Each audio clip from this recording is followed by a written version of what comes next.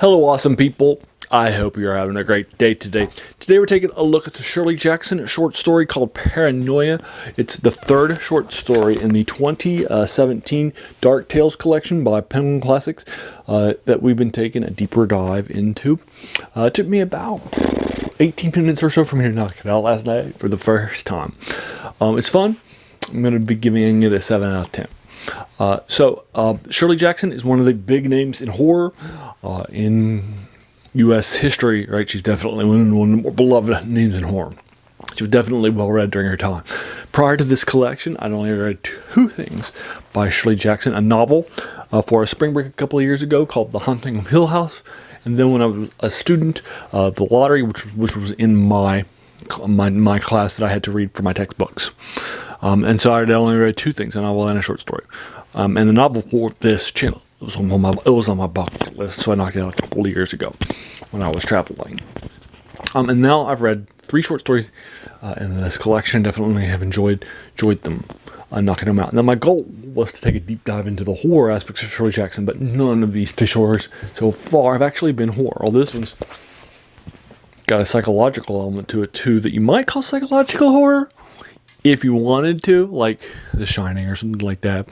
But it's not really strong in the horror genre, so I'm still saying no. Although if you wanted to disagree with me, I'm not going to lose any sleep, right? It's fine. It's not a problem at all. But in this, our key concept in this short story, our protagonist is a business person who is coming home for his wife's birthday. He bought her some candies from a local candy store, and he's coming home to go out and have some birthday dinner with her, so she doesn't have to cook. So he's taking a faster way home than he would normally, the taxi, which he normally doesn't take home. Normally he just takes the bus home, which is slower but cheaper. So he tries to take a taxi home. He notices some people following him, and then he gets more and more noticed about things that are happening around him. And then that deep slide into Paranoia is where the short story's name comes from, Paranoia. And then that's it. That's the 10 pages. It's a nice psychological drama. A lot of fun things are happening in it. It's nicely paced. It's got some fun stuff that are happening in it. And the ending I didn't see coming. The surprise ending I didn't predict it. I enjoyed it.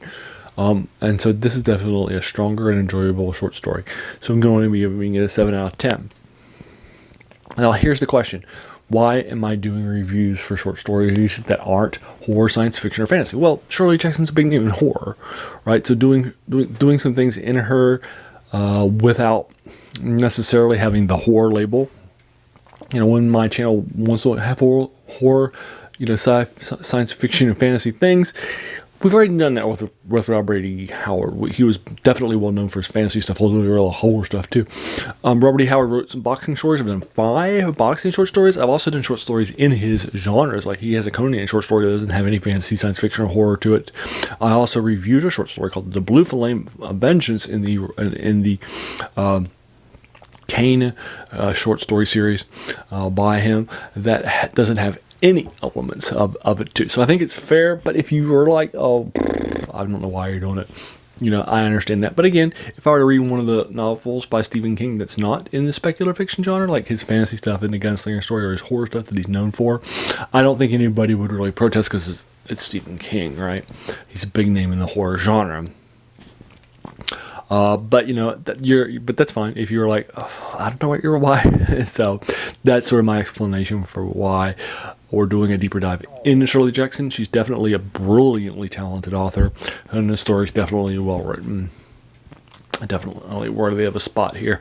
And again, it doesn't take that long for you to read it. Have you read this short story, Paranoia by Shirley Jackson? What did you think of it? Did you agree or disagree with it? I keep my reviews spoiler-free, except for the first couple of pages.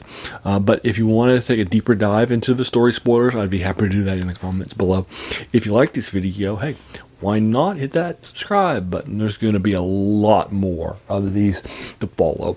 And then finally, I want to thank you so much for taking some time out of your day and investing it and watching my video.